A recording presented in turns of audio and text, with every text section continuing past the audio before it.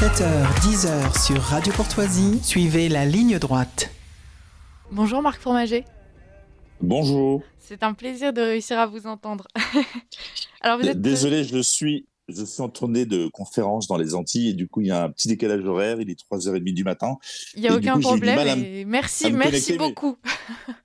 Ici je suis aussi, là. il n'est que 8h30, on n'est peut-être pas aussi endormi que vous, mais on n'est pas loin.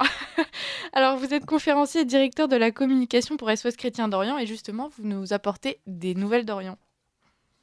Voilà, on fait un petit survol avec 5 destinations. On commence avec l'Irak. 3 ans après le voyage du pape, souvenez-vous, c'était du 5 au 8 mars 2021.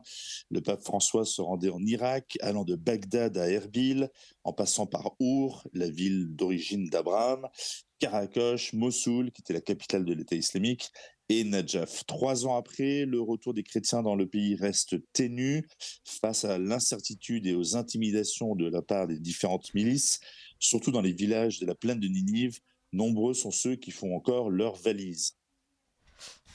Alors là, c'est... Lib- Oui, dites-moi, pardon. Je continue, si Oui, vous voulez. tout à fait. Liban, survivre à une nouvelle guerre, point d'interrogation. Dans les 2 scénarios qui apparaissent aujourd'hui comme les plus réalistes, le Liban va sortir perdant de la guerre de Gaza. Un possible accord à la frontière risque de renforcer le Hezbollah sur la scène intérieure.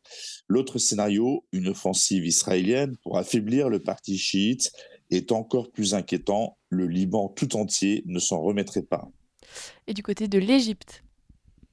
Alors, Égypte et Iran, 2 brèves un peu dramatiques, tristes.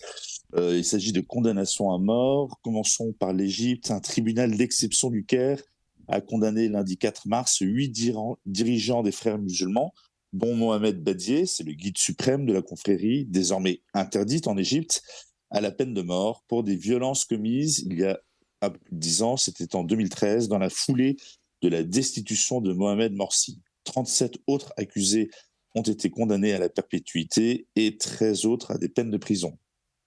Et on finit avec le Soudan, n'est-ce pas ? Oui, alors juste l'Iran, condamnation à mort bis, c'est le titre.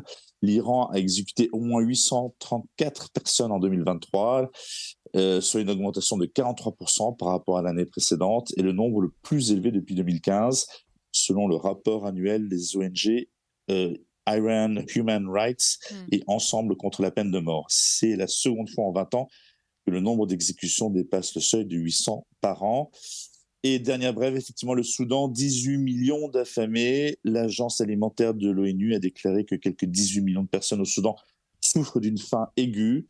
Il y a 20 ans, le Darfour a connu la plus grande crise de la faim au monde et le monde s'est mobilisé pour y répondre.